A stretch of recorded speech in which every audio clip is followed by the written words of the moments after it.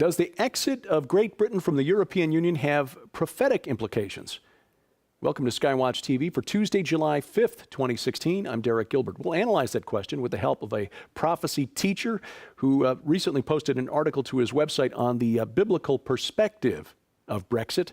He's the author of a number of books, very prominent books on Bible prophecy, including Psalm 83, The Missing Prophecy Revealed, Nuclear Showdown in Iran, and most recently, the Now Prophecies. We welcome Bill Salus to the program. Bill, viewers may be curious to know why a unified Europe has any significance in Bible prophecy anyway, regardless of how Brexit affects the European Union. Right, and that's an important question in light of this issue that recently happened with Britain's departure from the European Union. We who follow traditional teachings on Bible commentary is that the Roman Empire will revive. We believe that's pictured in Daniel 2, Daniel 7, and out from that revived Roman Empire, the Antichrist will emerge as per Daniel 9. So before the Antichrist emerges, several things have to happen, and one of them is the revived Roman Empire, because Daniel 9:26 says that this individual will come out of the people who destroyed the city and the sanctuary. The city was Jerusalem, the sanctuary was the second Jewish temple, and the Roman Empire did that in 70 AD. Of course, they collapsed over time through the centuries, but the prophet Daniel said they would revive, and we see that pictured in those Daniel verses. We also see in Daniel chapter 7 that the world will become a one world order that will then divide into 10 kings, probably a 10-division state over the world. They show up again in Revelation chapter 17 with the Antichrist. In Revelation 17, verse 16, where the Antichrist instructs them to actually desolate a world religion that's going on now. This is all end times situations. And so the concern with a lot of people right now is Britain's departure. How does that affect this revived Roman Empire? Because now it looks like other countries may want to have their own referendums, exit, and things like that. So I would just simply say that the revived Roman Empire is in prophecy. It's pretty clear. Most commentators will teach that. This is just a small fraction of something that we shouldn't take a knee-jerk reaction to. And I think Britain's actually in its own prophecy. It doesn't even need to be part of the revived Roman Empire. And I believe it's in Ezekiel 38, verse 13. And that's where the merchants of Tarshish appear to be puzzled by why Gog of Magog is leading a campaign to take spoil in Israel. Right. In the Now Prophecies book that I've recently released, I talk about in a chapter is America in Ezekiel 38. And I point to Ezekiel 38, verse 13, where you have Sheba, Dedan, the merchants of Tarshish, and their young lions, who are concerned about the ill intentions of the Gog of Magog invaders. We believe that would include Russia, Turkey, Iran, and several other countries, 9 populations altogether. The evil intentions are to come against Israel for plunder and booty, coming against a prosperous Israel to deprive them of that livelihood. And so here's this group, Sheba being Yemen, Dedan being Saudi Arabia, merchants of Tarshish, I would suggest would be the UK, and America would be their young lions who came out of the loins of the British Empire, out of Britain once upon a time. So I give my arguments for that, versus Spain, which is the other argument, and then the young lions would be the South America, et cetera, Latino countries. That's a weak argument. And so therefore, having the merchants of Tarshish coming out of the revived Roman Empire, i.e. the British Empire, Britain coming out, makes perfect sense if they're in Ezekiel 38:13, because they're in the prophecy of their own alongside an America. The thing that is interesting to me, though, is that this group of protesters seem to be protesting and not fighting alongside Israel or invading Israel. Why is the UK and why is America not helping Israel, especially since there's merchants of Tarshish, there's commercial relationships involved. We already see those developing with America and Israel with their natural gas and elsewhere. Why are we not defending our commercial interests? Why are we simply on the sidelines, protesting if that's what we're doing there? And I just am concerned that, we know why Britain wouldn't do that right now, because they can't fight a major coalition. But America's the #1 world rank army in the world. I think something happens, Derek, between now and this prophecy to America. And I talk about that also in the Now Prophecies book. I devote 3 chapters to the decline of America and that sort of thing. So I think Americans need to be very concerned about what's going on, and this Britain exit simply seems to align with Bible prophecy, and it's independent of the revived Roman Empire.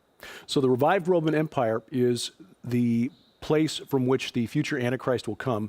Britain, by splitting off, is a separate entity, as in Ezekiel 38, indicating the merchants of Tarshish.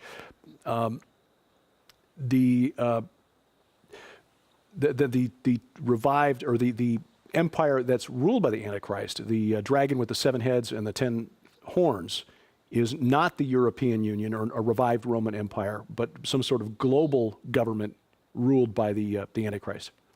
Well, I believe he will come out of the revived Roman Empire. I Right. do believe there will be a revived Roman Empire. I stick with the traditional commentaries on that.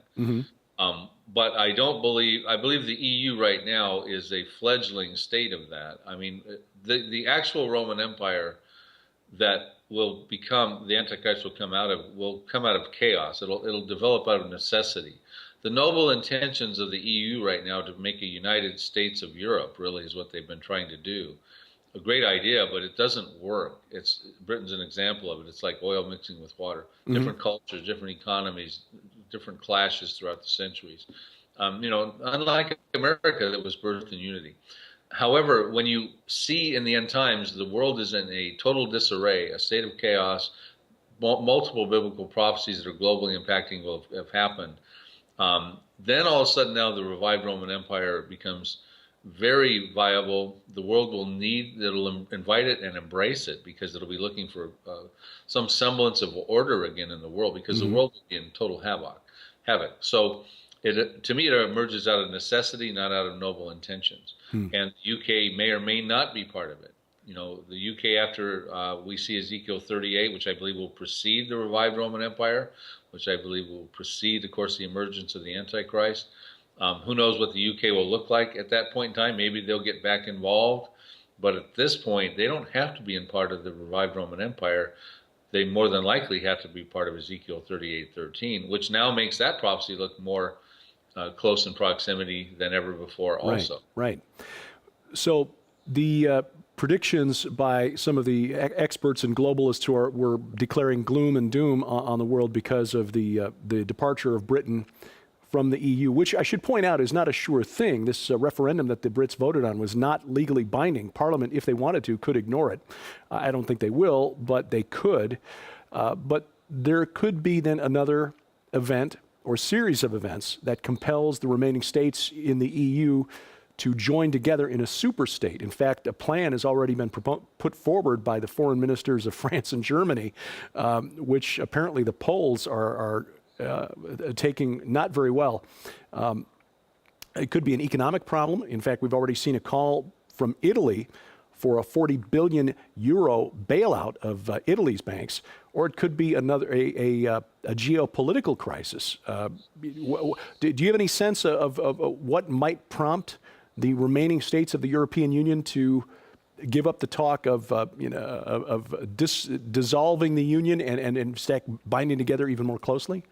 Yeah, I don't think they're in a position to dissolve the union that they're putting together. They're going to try to hold it together. They are all in.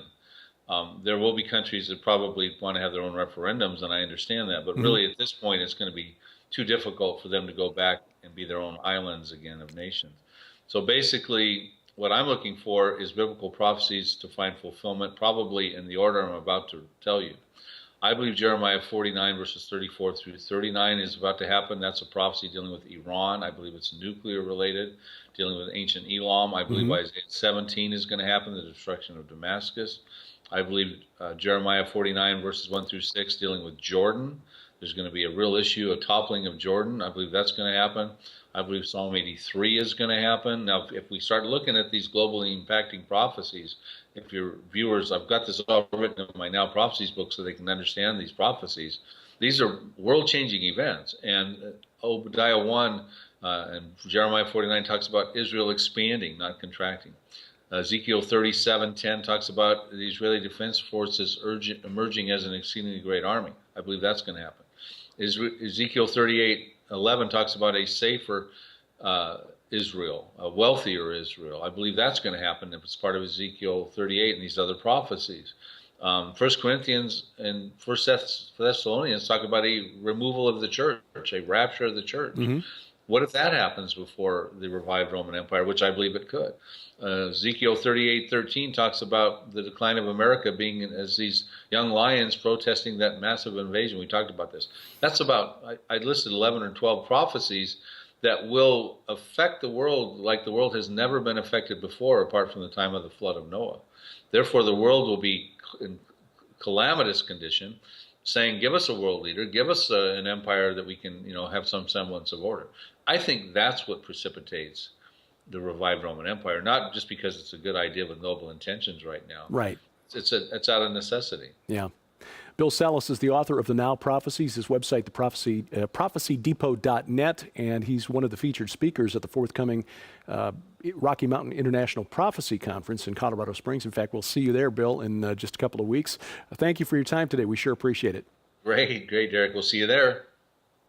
Again, Bill's website is prophecydepot.net.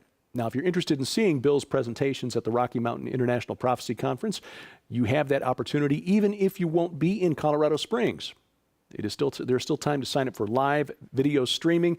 You'll get, via the internet, full HD clarity on 40 presentations from 27 speakers. If you want information and to sign up, log on to prophecywatchers.com. That's prophecywatchers.com. This week on SkyWatch TV, we continue our discussion of America.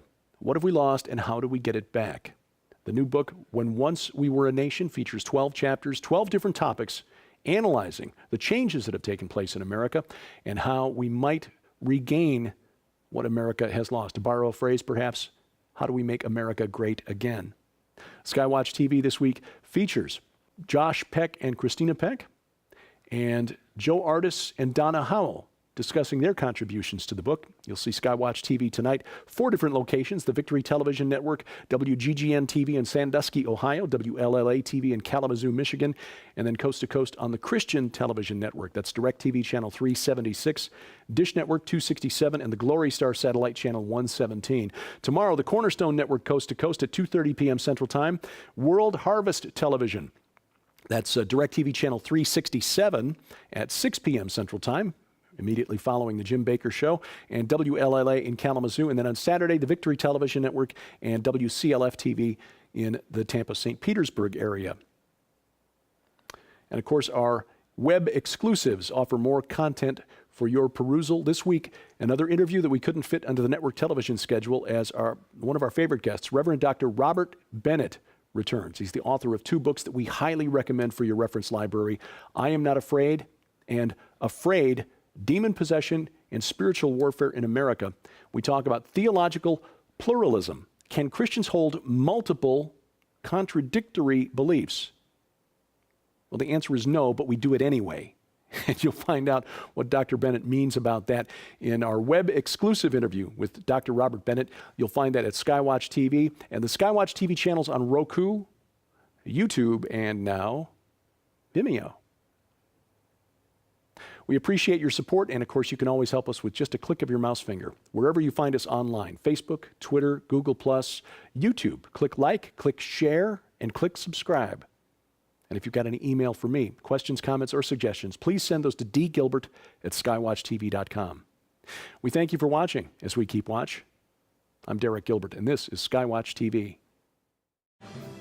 America isn't the same country that we grew up in, but it's hard to get back what we've forgotten we had. That's why Defender Publishing presents When Once We Were a Nation. 12 chapters, 12 authors, each one remembering when once we were a nation of strength, of rugged individualism, of dreams and opportunity, when once we were a nation of faith. From authors like Tom Horn, Chris Putnam, Lieutenant Colonel Bob McGinnis, Sheila Zielinski, and more. And when you order a copy of the new book, When Once We Were a Nation, from SkyWatch TV, we'll add these books free: Dancing with the Devil, an honest look at the occult; Culture Clash, Islam's War with America. Conspiracies in the Cross, How to Refute the Most Popular Attacks on the Gospel. And God Bless America by Todd Starnes of Fox News. A $95 value for only $19.95 plus shipping. When Once We Were a Nation from Defender Publishing, because the first step to getting it back is remembering what we had.